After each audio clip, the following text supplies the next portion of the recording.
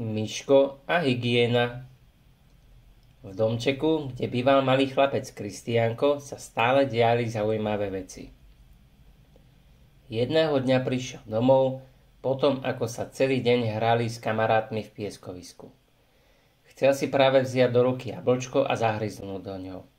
Keď ho uvidela mamička, hneď ho upozornila. Kristiánko, polož to jablčko a chod si najprv umyť ruky mydlom a vodou.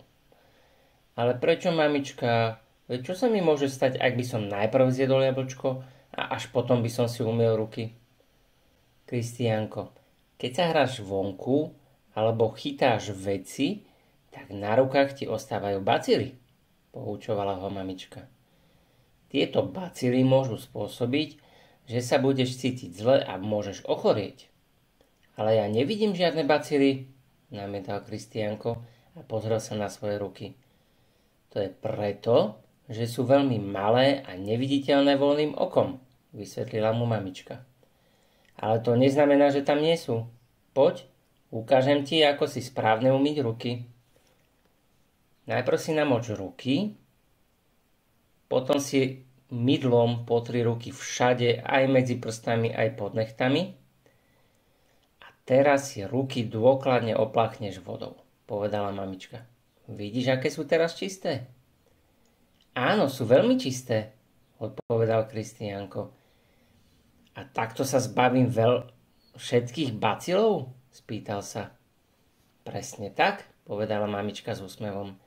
Keď si budeš pravidelne umývať ruky, budeš zdravý a nebudeš sa musieť bať chorôb. Ďakujem, mamička. A odkiaľ vlastne vieme, že si ich máme umývať? Kto to vymyslel? Kto na to prišiel? Spýtal sa Kristiánko. Mamička sa znovu usmiala a povedala.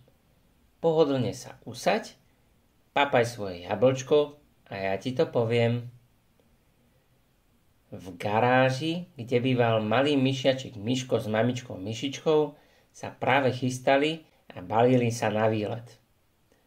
Rozhodli sa, že pôjdu na návštevu k príbuzným na dedinu.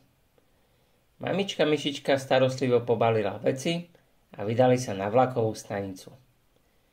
Miško ešte nikdy nešiel vlakom, preto bol od rána celý nedočkavý a vzrušený. Na stanicu šli skratkou cez mestské kanály, aby sa tak vyhli zápche a rušnej doprave v meste. Keď tam dorazili, mamička našla správny vlak, vyšplhali sa doňho a cupitali do jedálenského vagónu.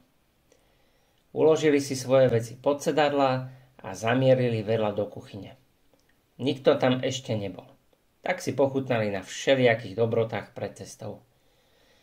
Potom si zdriemli, až kým ich zobudilo mierne trhnutie. To sa vlak práve rozbehol. Miško celý natešený vyšplhal hore k okienku, s rozžiarenou tvárou sledoval, ako za oknom ubieha celá krajina. Každú chvíľu menila svoju tvár.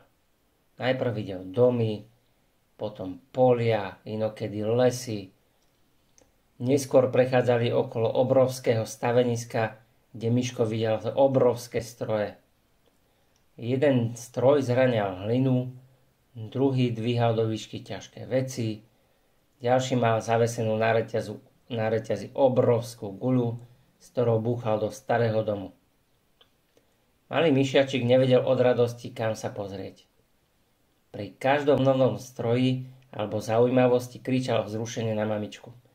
Mamička, mamička, pozri tam! A čo je tam? A tam! Po hodine cesty a poskakovania od šťastia sa Miško unavil a znovu si trošku pospal. Nakoniec ho zobudilo mamičkine jemné zatrasenie a slova Miško, stávaj, budeme vystupovať. Vystúpili na maličkej stanici, ktorá bola len kúsok od malej učupenej dedinky.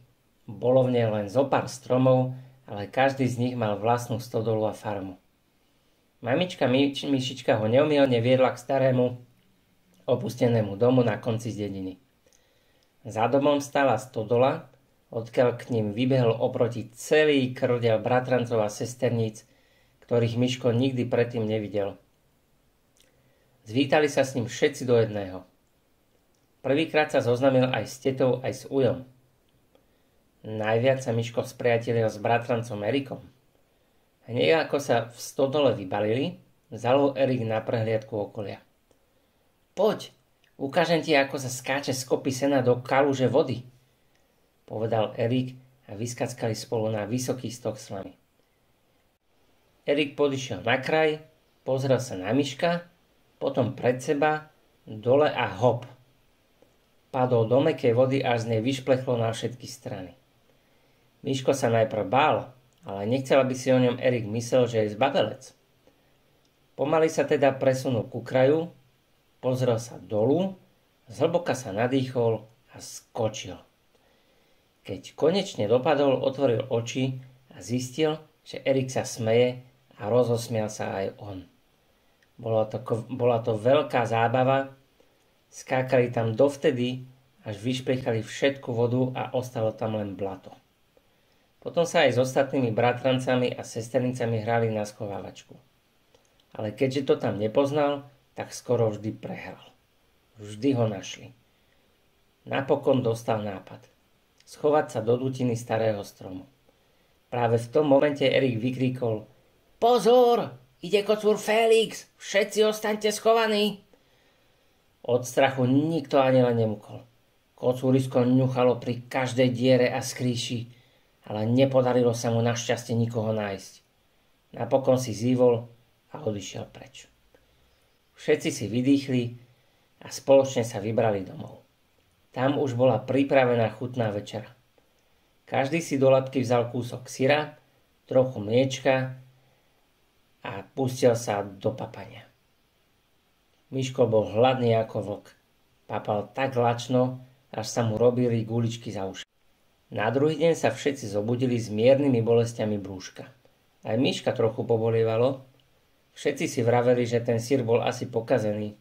Nevadí, povedali si a opäť šli von a jašili sa až do poludnia v blate. Cestou domov Miško zbadal niečo voňavé a žlté vo vode na zemi. Vodička bola čistá, napršaná z noci. Čo je to? Spýtal sa. To žlté? Odvetil Erik. To je citrón, je to veľmi kyselé. Nebude ti to chutiť? Miško bol ale zvedavý. Podišiel k citrónu, práve v mieste, kde sa šťava z citróna zmiešala s vodou, ponoril do nej ruky a oblízal si ich. Fuj! Skríkol. Mal si pravdu, je to kyselé, povedal a striasol ho.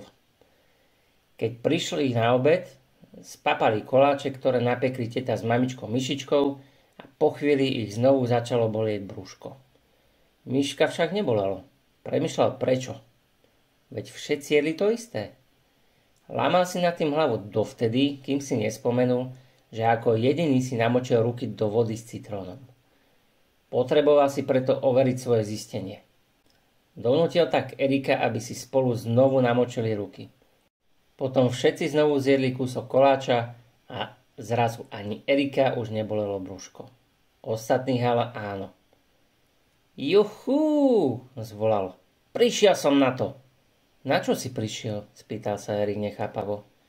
Na to, že pred jedlom si treba omočiť, alebo lepšie povedané umyť labky, povedal víťazoslávne Miško. Téda, ten Miško je ale múdry, povedal Kristiánko mamičke s obdivom. Odteraz si budem ruky určite umývať vždy, keď to bude nutné, zahlasil a zahryzol sa do jablčka.